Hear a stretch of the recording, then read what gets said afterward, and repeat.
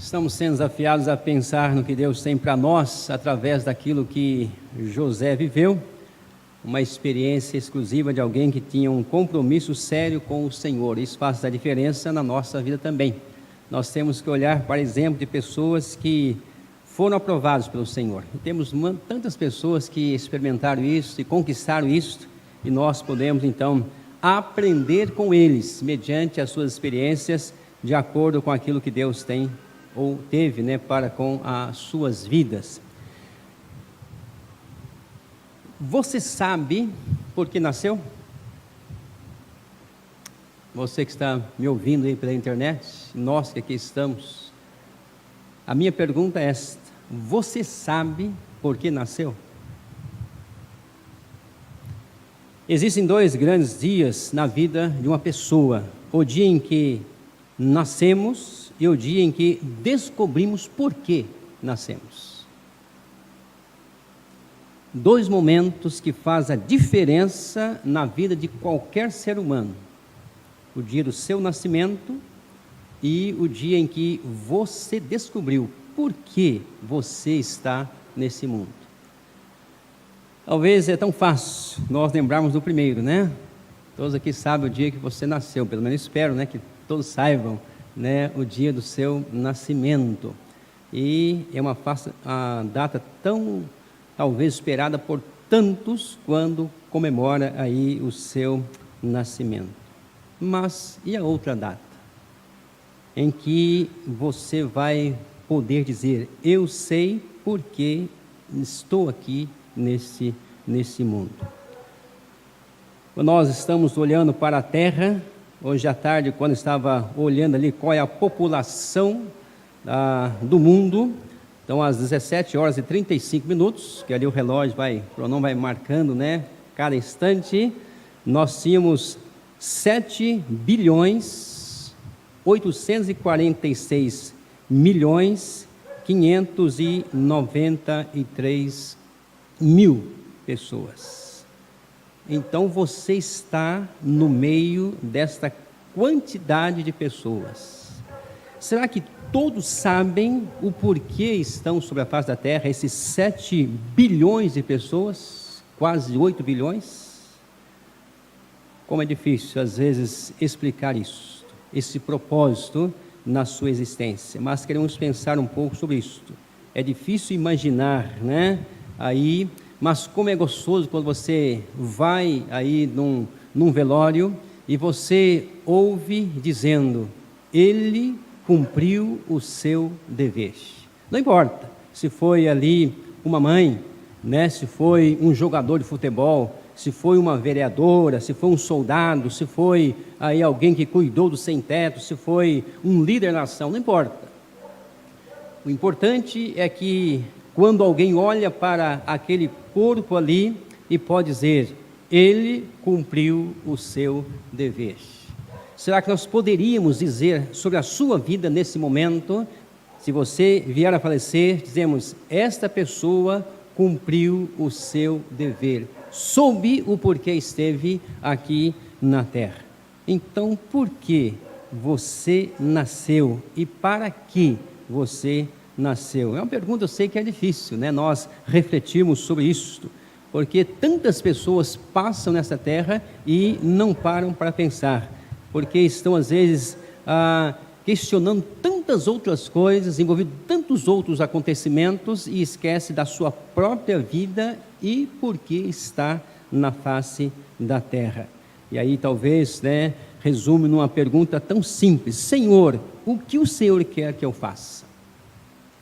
E quando eu ouço Salomão em Provérbios 3, 5 a 6 diz: confia no Senhor de todo o teu coração, não apoie o seu próprio entendimento, reconheça o Senhor em todos os teus caminhos e Ele endireitará as suas veredas.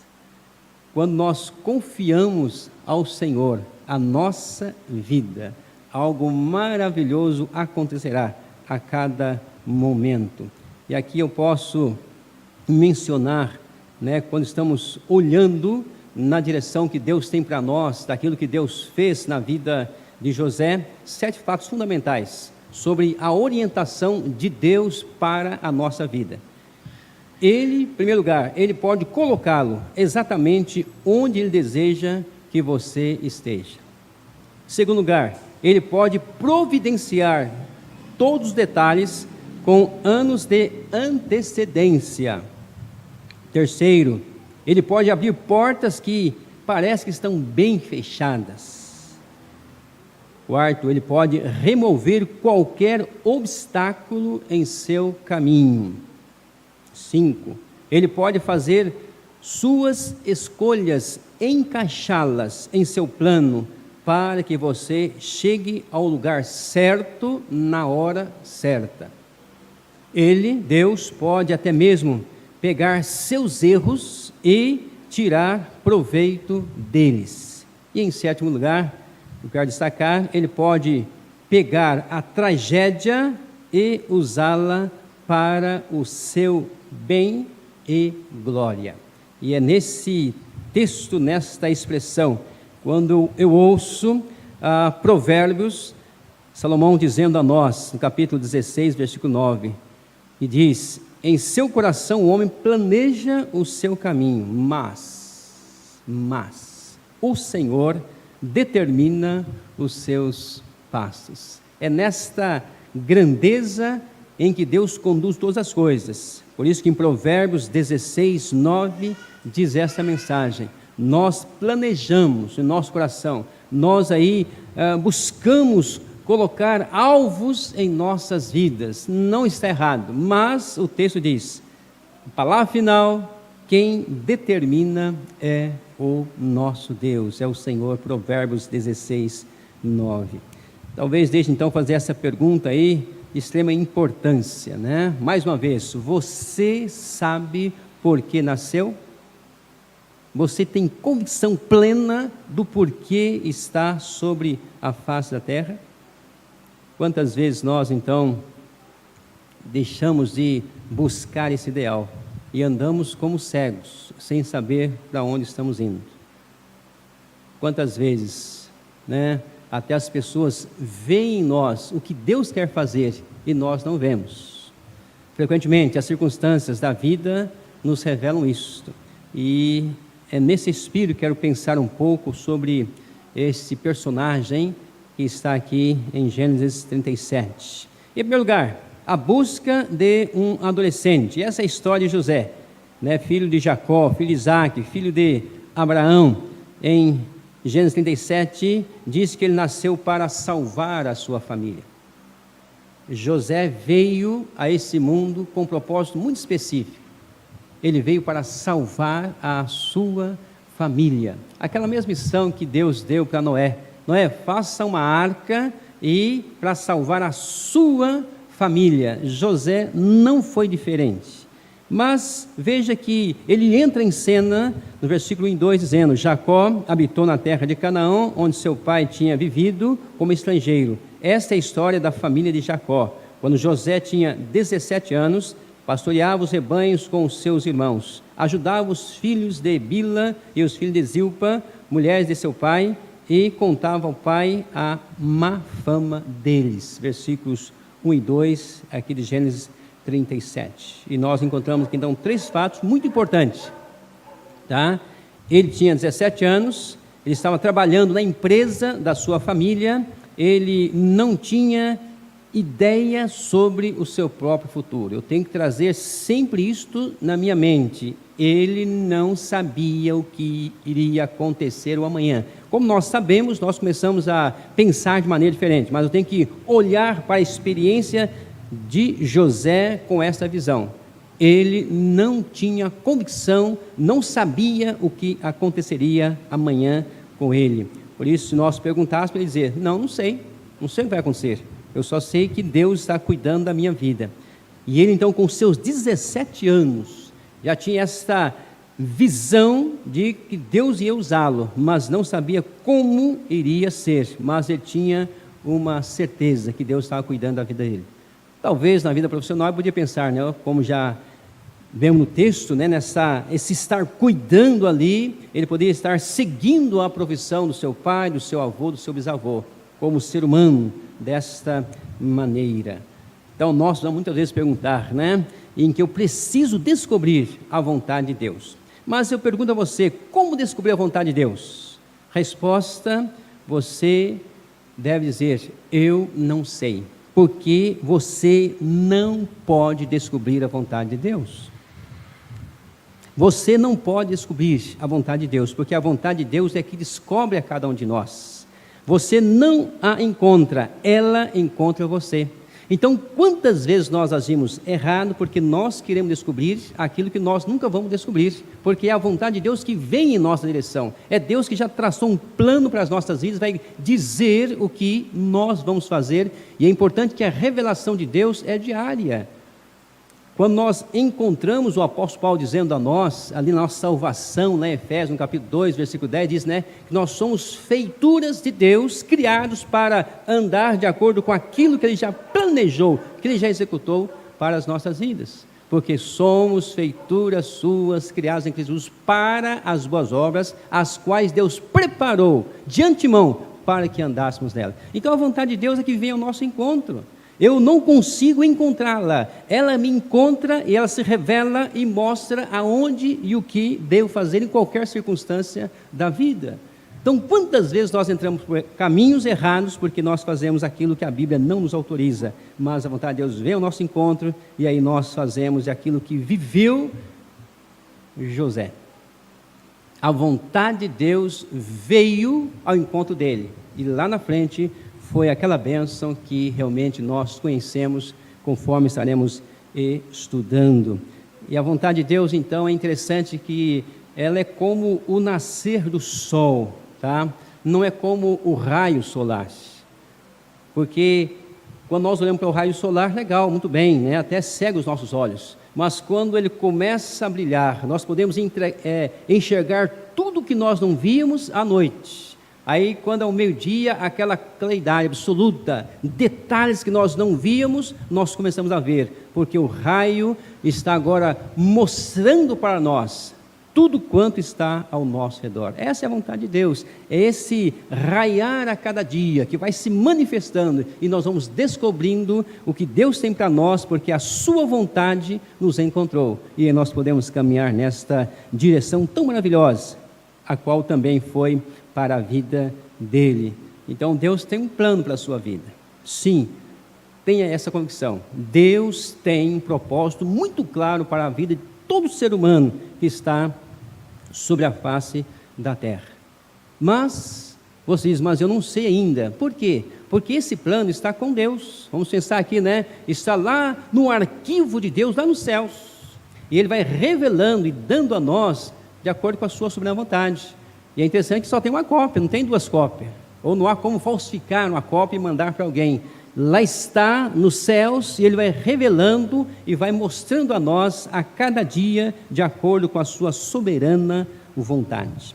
Então estamos enfatizando que é importante nós olharmos para aquilo que Deus tem para nós. E a cada dia então o sol vai brilhando intensamente. Nós vamos descobrindo o que Deus tem pouco a pouco, dia a dia, e assim vai havendo esse desenvolvimento na nossa caminhada com o Senhor. Se eu olho para José, vejo que ele era um filho favorito de Jacó, né? Vejo que ele foi traído, ele foi vendido como escravo, ele foi comprado por Potifar, ele se levantou ali na casa de Potifar, foi ousado e ousado, ele foi falsamente acusado pela esposa de Potifar, ele foi jogado na prisão, ele conheceu ali o padeiro, né, e o mordomo na prisão. Então o mordomo se esqueceu dele quando voltou, né, para ali Faraó, mas com o tempo ele se apresentou a Faraó, tornou-se o primeiro ministro ali do Egito, e ele conheceu mais uma vez, ou teve contato mais uma vez com seus irmãos. Então toda a sua casa foi salva mediante a sua vida ali no Egito. Em suma, essa vida, é isso que Deus fez na vida dele, mas de maneira em que gradualmente foi revelando a sua vontade para a vida do seu servo, mesmo vivendo uma vida que? Uma vida disfuncional. Ele nasceu ali, seu pai com 4 esposas, teve ali seus 12 irmãos, junto com ele, 12 homens e uma mulher. Então, uma vida bem conturbada, tão difícil como família. Mas tudo isso, certamente, não influenciou na vida espiritual dele. Problemas teve, muitos problemas. Por isso, no versículo 3, de Gênesis 37, nós encontramos essa mensagem desse problema. Ora, Israel gostava mais de José do que de qualquer outro filho, porque ele havia nascido em sua velhice. Por isto, mandou fazer para ele uma túnica longa. Então, José, um filho favorito, tá? E os irmãos então sabiam disso e gerou automaticamente ali ciúmes. Mas uma segunda verdade, a sua experiência não é impedida para servir a Deus. Essa família complicada, essas dificuldades que ele teve, não impediram, não foi obstáculo para que ele pudesse continuar olhando para Deus, servindo a Deus nessas circunstâncias. Como é importante, tá? Temos esta vida em que nós olhamos para Jesus como autor e consumador da nossa fé, em que nós deixamos contendas, intrigas, dificuldades de lado e permanecemos firmes, tá? Observando o que Deus colocou diante de nós. Como é importante nós então entender que muitas vezes os problemas que está acontecendo conosco, no ambiente que nós vivemos, muitas vezes vêm de dentro de nós. Por isso é verdadeiro a palavra em que Tiago diz: de onde vêm as guerras e contendas que há entre vocês? Não vem das paixões que guerreiam dentro de vocês? Então muitas vezes nós perdemos o foco de continuar olhando para Jesus e olhando para as pessoas que nos maltratam, as pessoas que nos humilham, a confusão ao nosso redor, e nós então nos envolvemos. Por quê? Porque o próprio Jesus diz: pois do coração saem os maus pensamentos, os homicídios, os adultérios, as imoralidades sexuais, os roubos, os falsos testemunhos e as calúnias. Mateus 15, 19.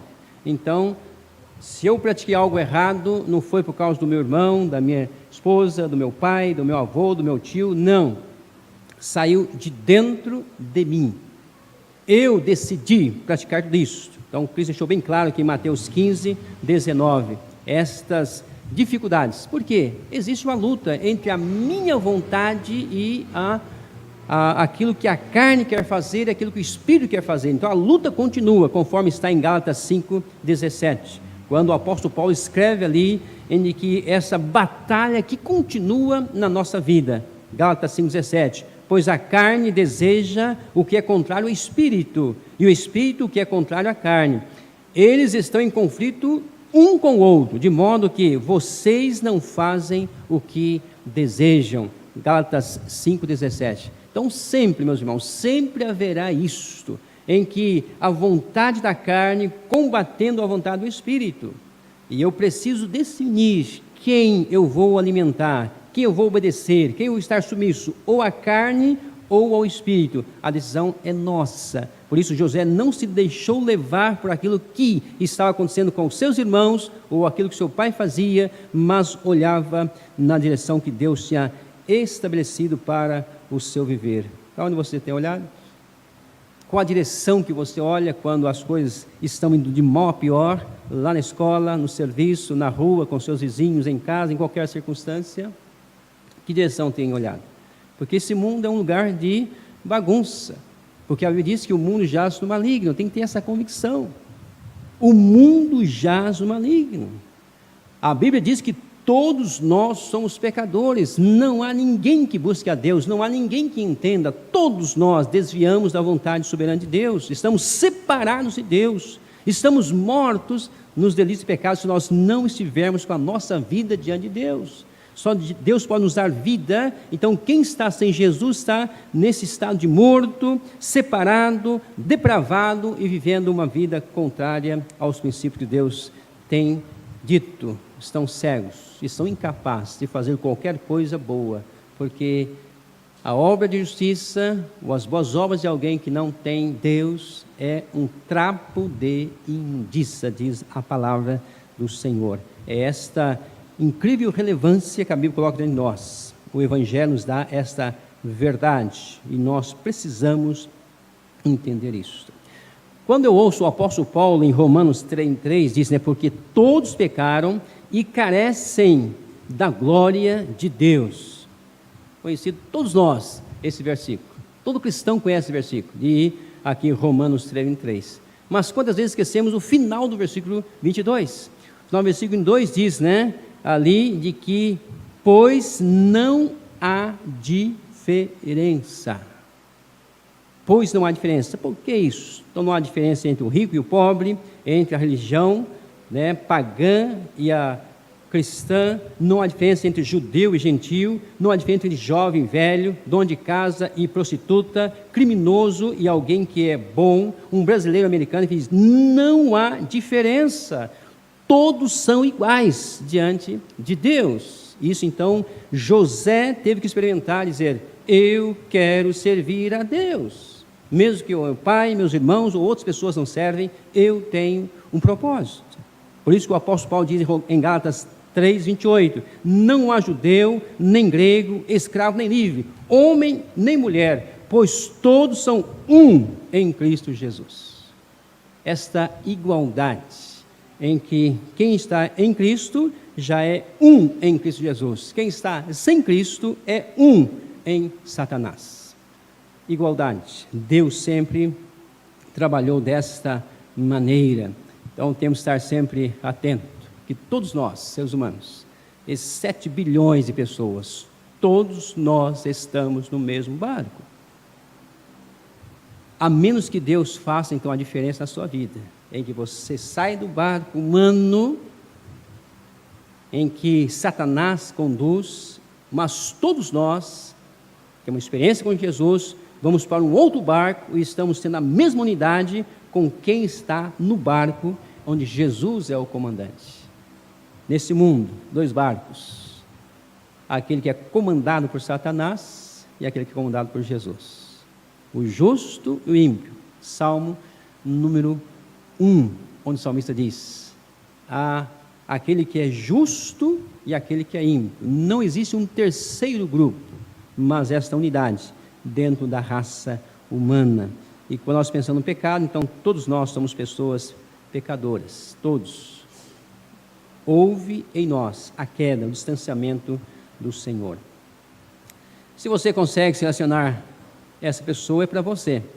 Se você veio de um lar onde o respeito, a harmonia, também essa história de José é para você. Se você se dá bem com seus irmãos e irmãs, essa história é para você. Se você foi abusado, essa história é para você. Se seus amigos mentiram para você, essa história também é para você.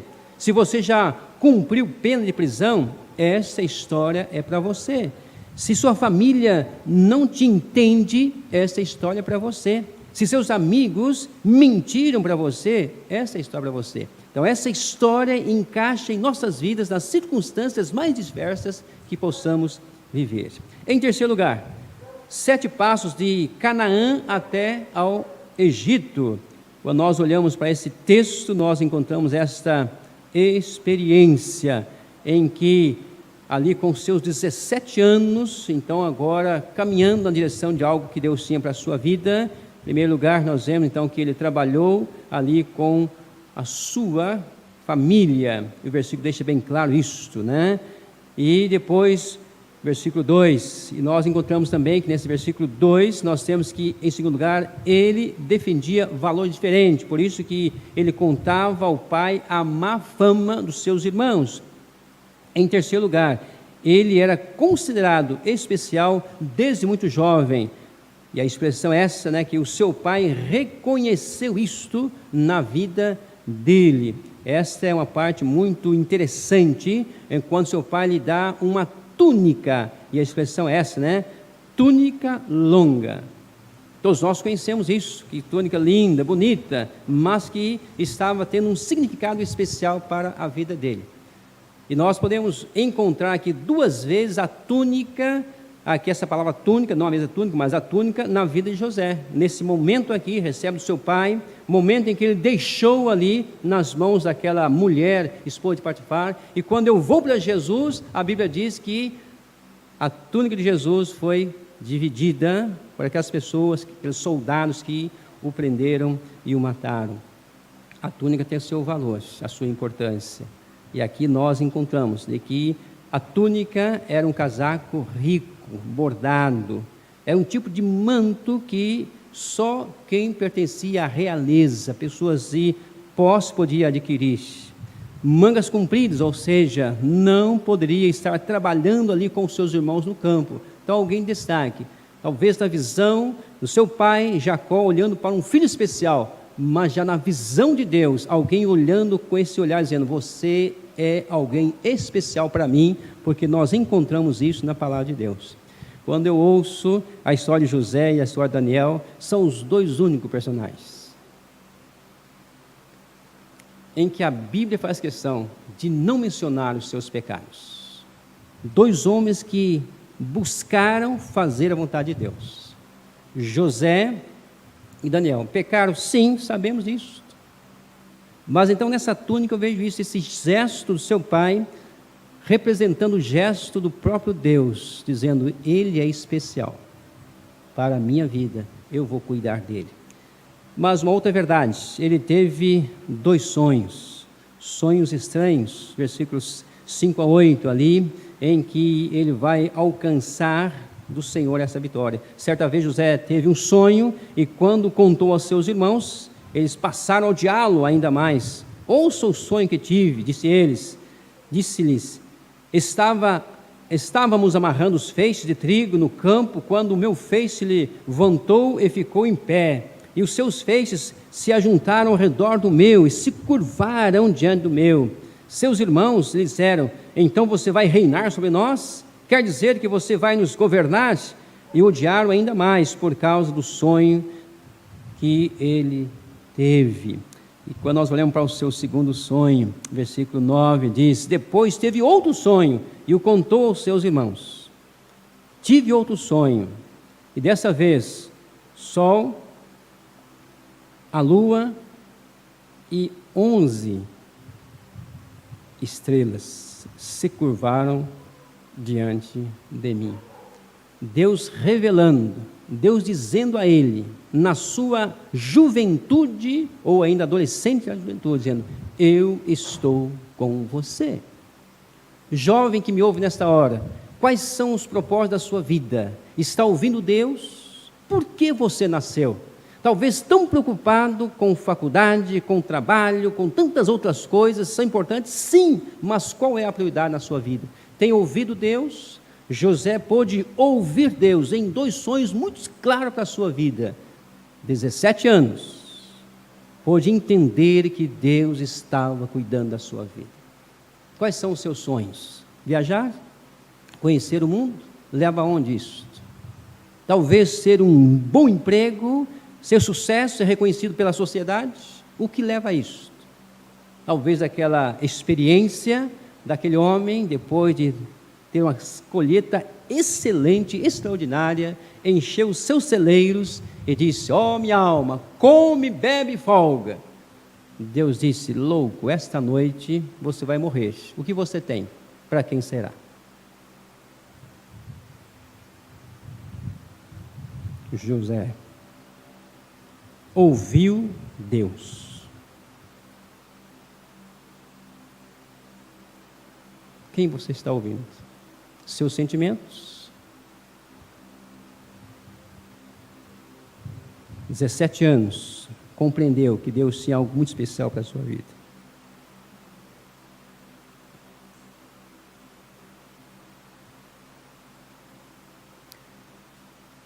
Nesta semana, uma jovem, 24 anos,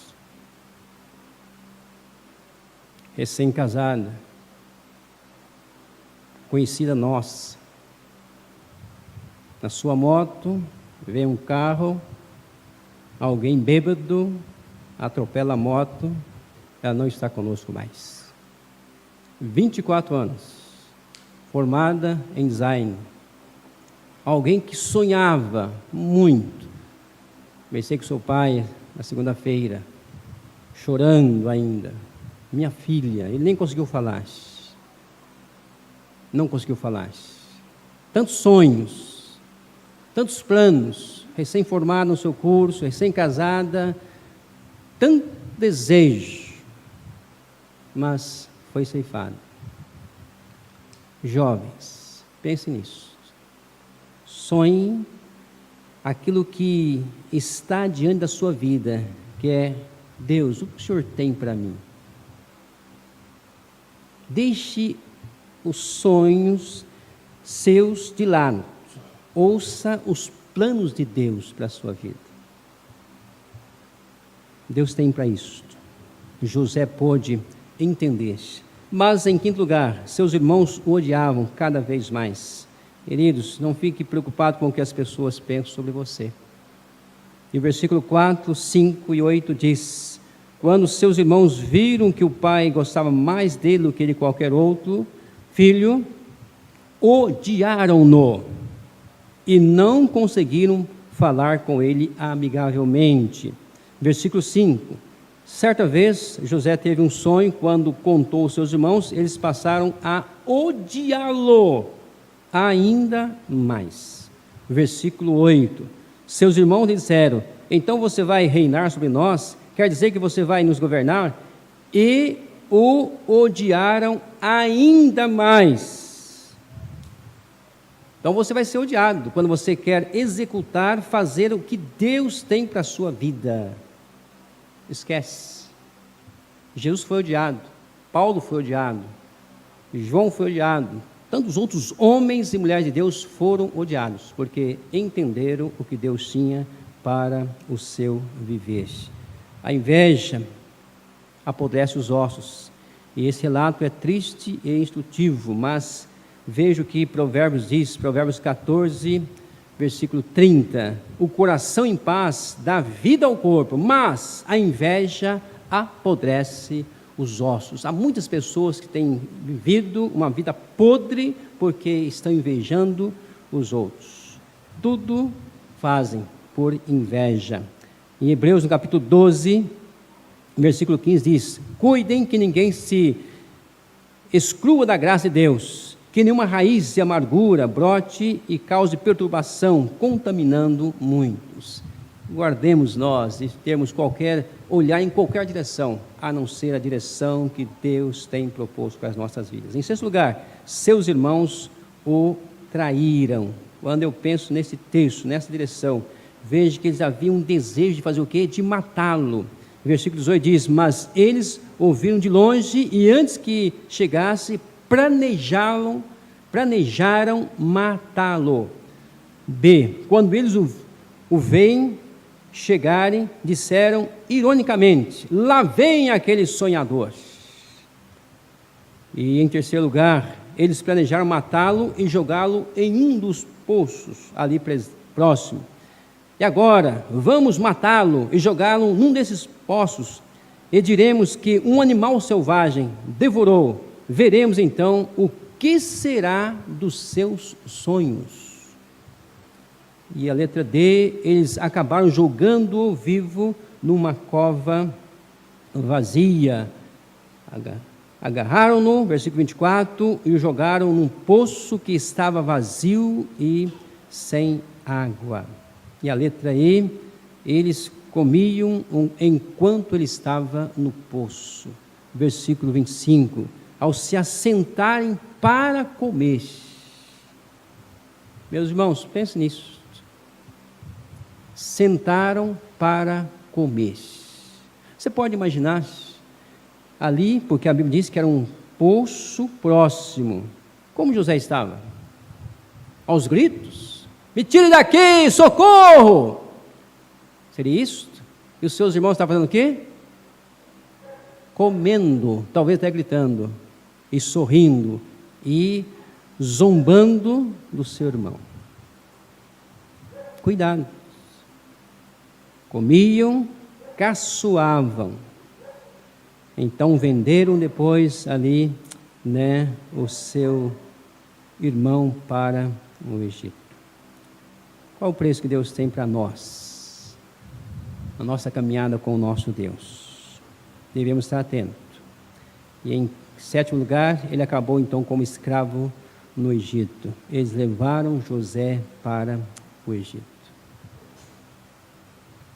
Como nós estamos agindo diante de experiências às vezes tão esquisitas, tão confusas em nossas vidas? Nascemos com um propósito, às vezes as coisas estão indo de mal a pior, mas Deus está dirigindo a história. Mesmo que você não encontre o nome Deus aqui nesse Gênesis 37, você não vai encontrar o nome Deus. E talvez você diga, mas eu nem vejo a ação de Deus, onde Deus está?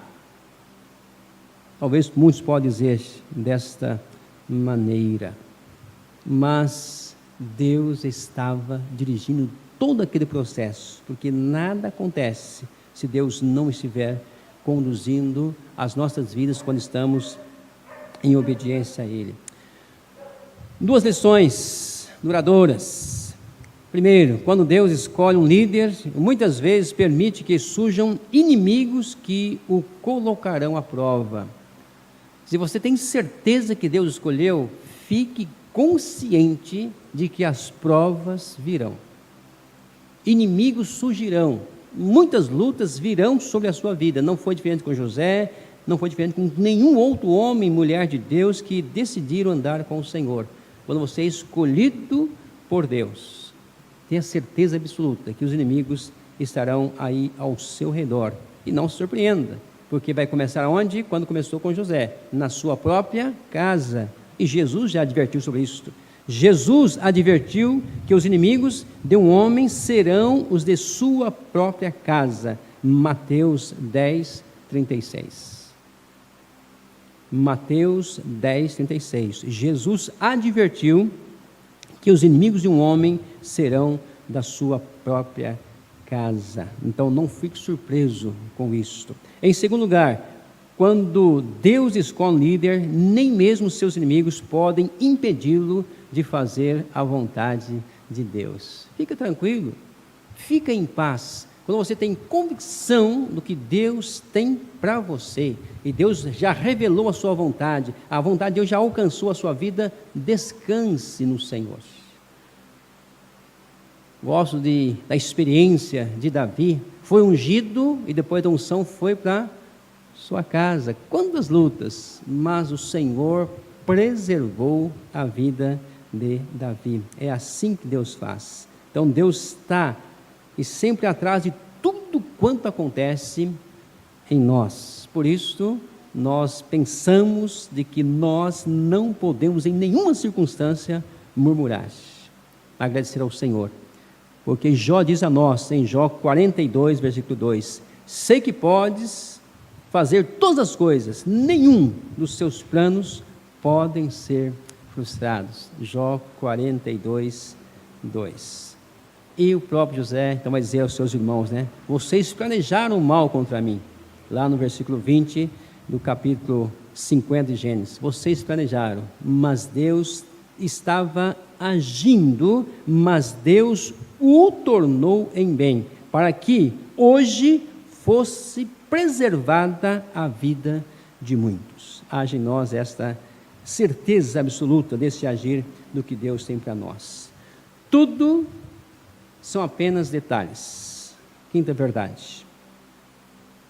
Você sabe por que nasceu? Talvez a resposta deva ser: eu nasci para servir ao Senhor. Todo o resto é detalhe. Eu nasci para servir ao Senhor.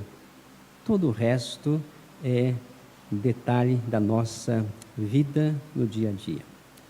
Talvez devemos lembrar de uma história acontecida ali com Rick Ori e sua esposa, quando dia 5 de abril de 2013, como eles tinham ali um filho, Mateus, de 27 anos, foi bem divulgado na mídia isto, ele sofria de uma doença mental, e o casal, o pastor Rick e sua esposa, fez todo o esforço, investiu tudo quanto poderia na vida daquele jovem, mas um dia, nesse dia 5 de abril, quando foi visitar ali no seu apartamento, quando chegou, chamaram, não respondeu. Então, com tristeza, eles já pensaram alguma coisa diferente, na verdade chamaram a polícia. Quando invadiram a casa, ali havia aquele jovem, Mateus, havia tirado a sua vida. Homem grandemente usado por Deus, né, que escreveu vários livros, né, aí um livro best-seller que é aí Uma Vida com Propósito, que é muito usado aí no nosso meio. Mas esse choque na sua vida, durante alguns meses, ele nem, exatamente 4 meses, nem pregou na igreja, todo aquele ambiente desagradável. Mas aí depois eu sempre a pergunto: e aí, pastor, o que aconteceu, tal? Ele simplesmente disse, né, a nossa experiência. Mas ele disse: Deus sabe o que é perder um filho. Por essa expressão que disse: eu estive orando, conversando, mas Deus sabe o que é perder um filho. Ele pôde descansar, porque ele olhou para Deus, porque Deus, 2000 anos atrás, perdeu o seu filho naquela cruz. A expressão dele: Deus sabe o que é ter visto a vida de um filho ser ceifada desta terra. Entendendo ele na soberania, na grandeza e no domínio que Deus tem. Então o restante dos acontecimentos aqui na nossa vida são só detalhe. Não prendamos a nossa vida nesse acontecimento. Concluindo, o Senhor dá e tira. Precisamos desse grande Deus na nossa vida e essa grande consciência. Assim como Jó declarou: nasci nesse mundo, não trouxe nada. Cheguei aqui nu e voltarei nu. Deus me dá, Deus tira, Deus comanda, Deus é Senhor. E que haja em nós, irmãos, por mais difíceis que sejam as lutas, o Deus de José é o nosso Deus. Então coloque na sua vida pessoal: eu nasci aqui para glorificar, para exaltar o Senhor. E o Deus de José é o nosso Deus, porque Hebreus 13:8 diz: Jesus Cristo é o mesmo ontem, hoje e para sempre. Que Deus nos abençoe e nos dê esta certeza desta vitória para o louvor e a glória dele. Chegamos ao final desse tempo de culto ao Senhor, juntamente com vocês, queridos irmãos e amigos internautas. Que Deus abençoe e que possamos voltar no próximo domingo, sendo a vontade do nosso Deus, para continuarmos servindo ao Senhor através do que Deus tem para nós. Deus vos abençoe e muito obrigado pela sua estada conosco, cultuando aí na sua casa ou onde estiver nesse momento. Fica na paz.